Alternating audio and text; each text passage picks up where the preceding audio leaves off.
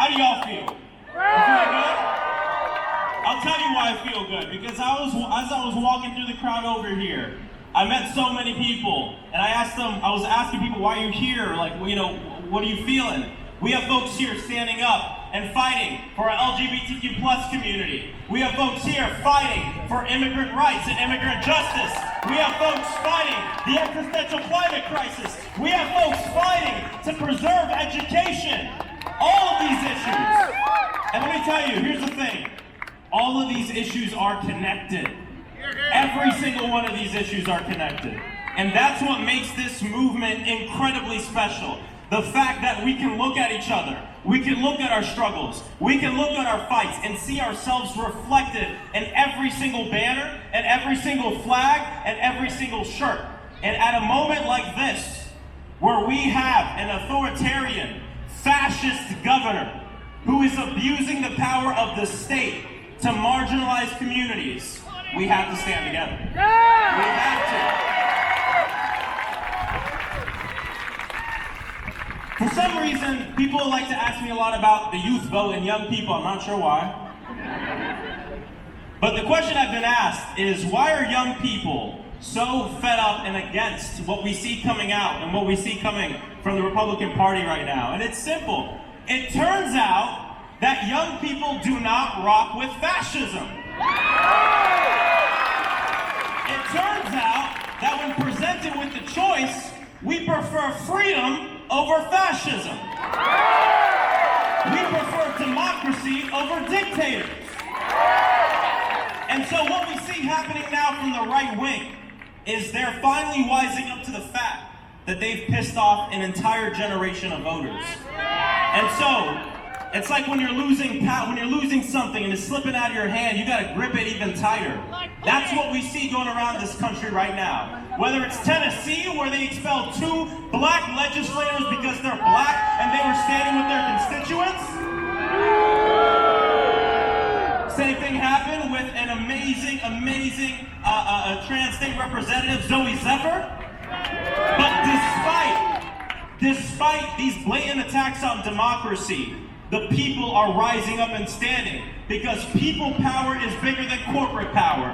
People power is bigger than those who abuse the power that they have. And that's why I feel hopeful.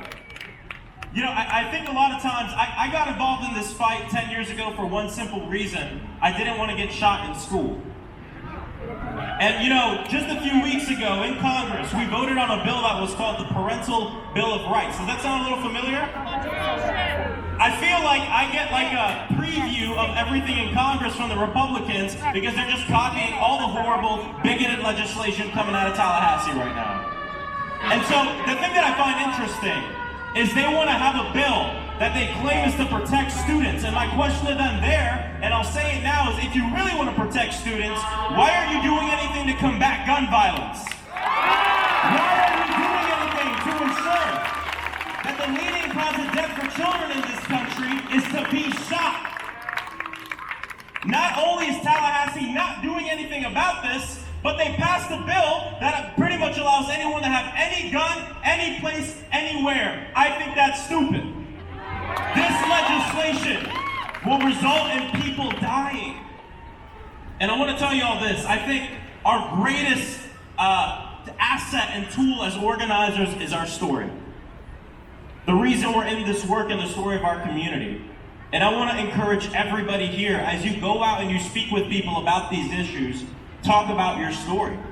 Talk about what brought you to this work. Talk about the story of our community. Because I truly believe that the path to the hearts and minds of the people in this country who might disagree with us right now is through the stories. Florida is a place where it is showcasing the difference between politics and policy. Tell me how a state that over 60% of us in the last 6 years said yes to medical marijuana, said yes to Amendment 4 to give voting rights to people with previous felonies, said yes to a $15 minimum wage. How did that same state vote in someone like DeSantis? It's misinformation, it's gerrymandering, it's voter suppression, and it's politics over people.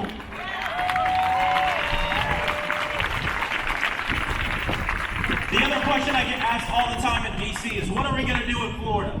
You know, we've seen the memes, we've seen people disregarding us, and when someone comes up to me and says in a joke, what are we going to do in Florida? I say, come over and find out. Come over to Lake Eola and see this amazing crowd of people fighting for each other.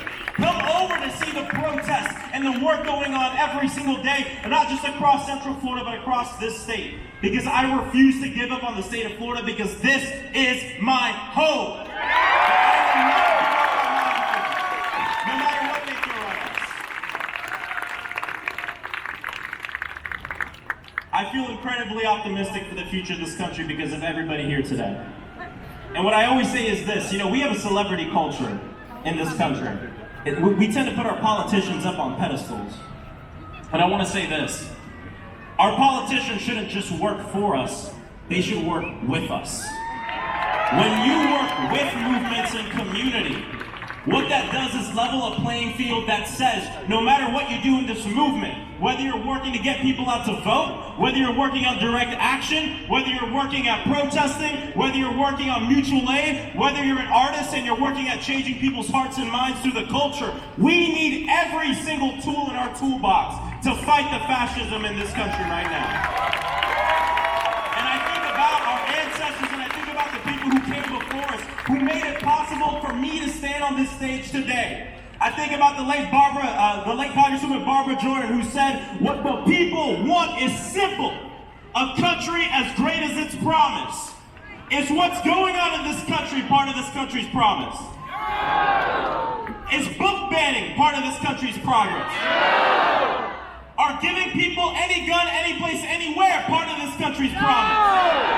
No, it's not. And we're here to call out every single one of these leaders, these right-wing leaders who value profits over the lives of children. We're here to call them out on their BS every single day. So keep fighting. Take what makes you special and use it in the movement. Don't throw away any element of our movement either. Because sometimes that happens in progressive politics. People will be quick to dismiss marching. People will be quick to dismiss direct action. People will be quick to dismiss voting. But as someone who was tear gassed and maced on these streets, who was arrested not too far from here and went to jail for fighting for what I believed in, now I get to represent those same streets in the United States Congress.